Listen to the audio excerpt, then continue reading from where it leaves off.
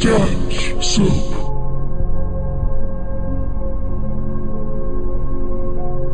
Please, just let me in. It's getting cold. The voice was familiar, only older than I remembered, very close to detail. Lola, please. Using my old nickname was a nice touch as well. I sat on the floor next to the door, my arms wrapped around my legs.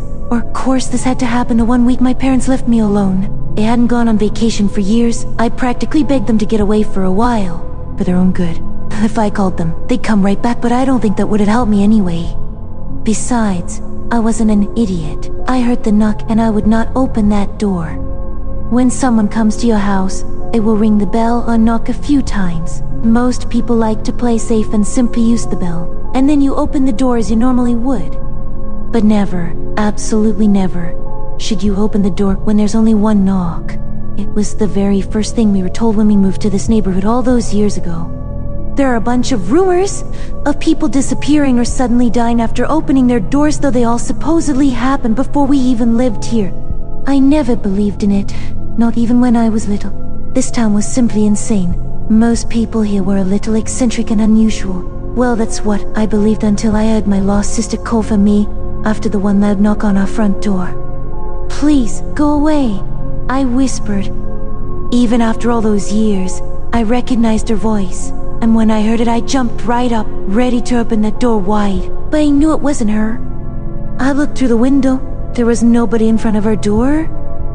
I don't know how much time had passed before I finally grabbed my phone and called Max, who's not only our neighbor but one of my closest friends. She's here, I said. I knew I wasn't making much sense. I didn't know how to word my thoughts. Who? Where? He answered. Ruby. Silence.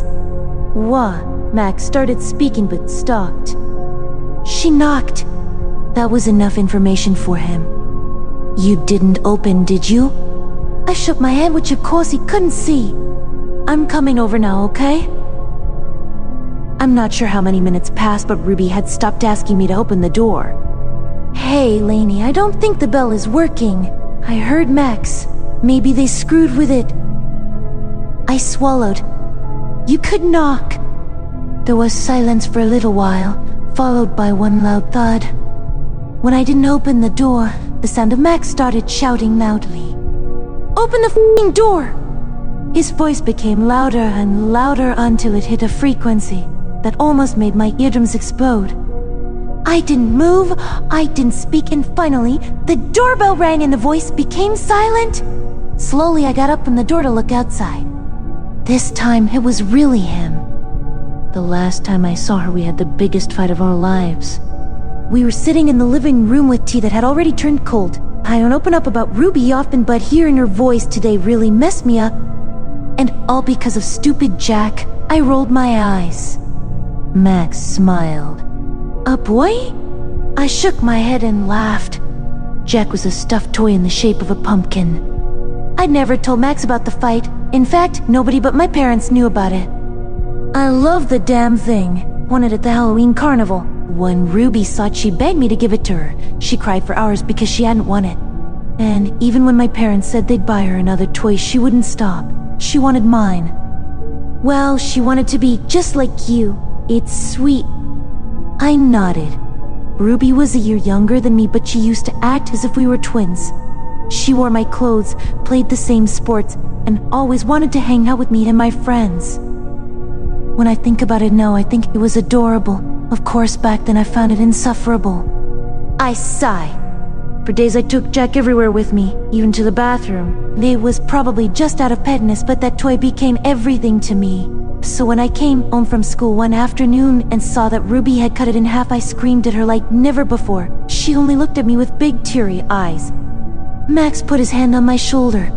Come on, Lainey. Siblings fight. It's normal. I saw you with her though, and you were a damn good big sister. I nodded. Of course, I knew it was just some stupid fight between kids, but if I could turn back time, I'd give her every shitty toy I owned. This happened 5 years ago. Ruby would be 16 now. My parents have tried everything for years to find her. I believe the only reason we still live here is that they never entirely gave up the hope that she'd come back home one day. Maybe now she was, just in a different way. Do you think I'm losing my mind, Max? He raised an eyebrow. I think you lost that a whole while ago, he joked. No, I'm serious. I mean, it's not possible that I actually heard her earlier. He shrugged. I mean, you did hear a knock. I don't think it was actually her though. Max and I used to make fun of the superstition. When we were younger, before Ruby disappeared, we once played Ding Dong Ditch. After a few houses, Max decided to knock once at the door of our neighbor Miss Estelsky. Someone saw us though, and Max got the biggest lecture of his life from his grandpa. Like it was a really big deal. My parents weren't happy either, but Max was grounded for 2 months, during which his grandpa told him all sorts of horror stories from this town. I don't think it was her either, but I do think it was mimicking her, or trying to, I said. For what it's worth, I think it was smart that you didn't open the door. Maybe you were all just a little crazy, but better safe than sorry, right?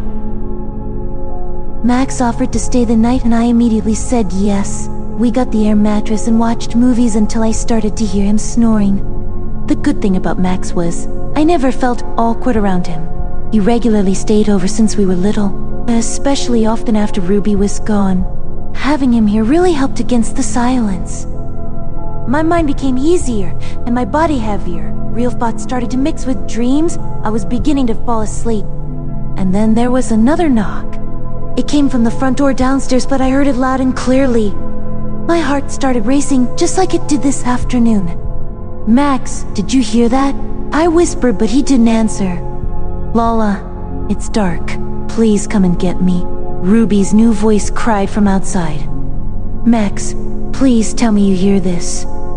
I looked over at him, but he didn't move. Finally, I collected the courage to get up and turn on the lights. Ma! The eyes of my friend were wide open, but he didn't speak. He didn't move? I ran over to him and tried to shake him, but his whole body was stiff. Only his eyes moved. Let me in! The voice from downstairs screamed. I didn't know what to do anymore. Max was clearly awake, but it seemed as if something was holding him back, almost like he was having sleep paralysis with his eyes open. They're pulling me away. Lola, please help me. I don't know what happened then, but I immediately jumped up and ran downstairs. Some kind of instinct kicked in. Maybe it was her. Maybe I could pull her back inside. But if this was really Ruby, was she also the one doing this to Max? My hands touched the cold door handle, moving almost as if I was in a trance. I have Jack. They fixed him, Lola. We don't need to fight anymore. Those words pierced through my body and woke something up inside of me. I stepped away from the door and walked back upstairs, passing my room where Max was still lying still. But I didn't stop. I walked to the next room. Ruby's old bedroom. Everything there looked just the way it did when she was still here. My parents could never change it. Everything was still the same, and Jack was still placed on her bed where I put it 5 years ago after I'd sewn it back together. They almost got me.